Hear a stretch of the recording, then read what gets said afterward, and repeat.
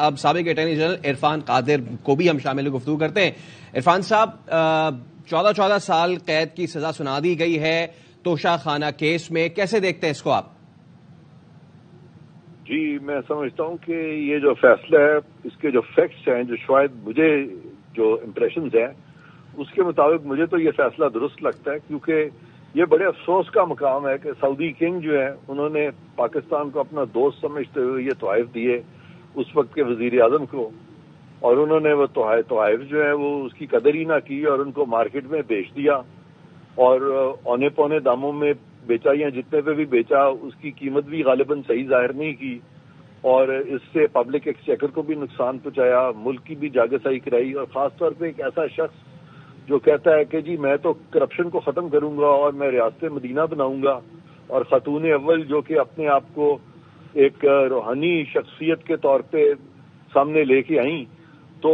ان سے یہ توقع نہیں کی جاتی جو انہوں نے کیا ہے. اور میں سمجھتا ہوں کہ یہ افسوس کا مقام ہے کہ اتنا اعلیٰ منصب کسی کو ملے اور وہ اس طرح سے اس ٹرسٹ کو بٹرے کرے. تو قادر صاحب، یہ تو اس کا ایک مورل کانٹیکسٹ ہے. جو لیگل پوائنٹس ہیں اگر ہم اس کی بات کریں، کیا یہ چیزیں مینشن ہوں گی جب تفصیلی فیصلہ آئے گا، جس طرح آپ اظہار خیال کر رہے ہیں، جس پہ آپ افسوس بھی کر رہے ہیں، یا پھر یہ معاملہ ہوگا جی ایویلیویشن ٹھیک نہیں ہوئی، جو بات کہی گئی اس میں تضاد تھا، کیا معاملات ہوں گے؟ اچھا، یہ مورل کانٹیکسٹ ہی نہیں ہے، مورل ایسپیکٹ ہی نہیں میں نے بیان کیا، میں نے لیگل ایسپیکٹ بھی بیان کیا. لیگل ایسپیکٹ میں نے یہ بیان کیا ہے کہ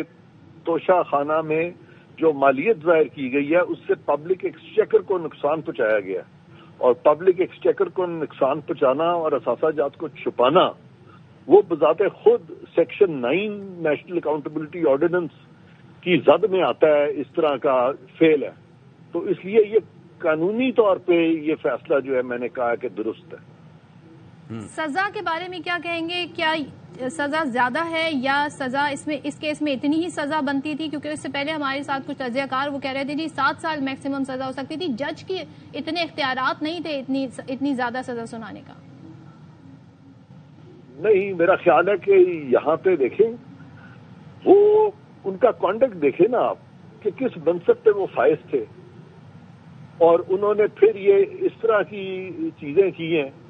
تو جج جب دیتا ہے سزا تو اس میں قانونی طور پر وہ اس شخص کا کانڈکٹ بھی دیکھتا ہے کہ اس میں اگر یہ عنصر شامل ہو کہ آپ دنیا کو کچھ بتا رہے ہیں، دنیا کو دھوکے میں رکھ رہے ہیں اور خود اس طرح کے دھوکہ دہی کر رہے ہیں اور حکومت پاکستان سے کر رہے ہیں، تو اس پہ وہ کانڈکٹ کو دیکھتے ہوئے 14 سال تک سزا دے سکتا ہے. رائٹ، بہت شکریہ. عرفان قادر صاحب ہمارے ساتھ موجود تھے.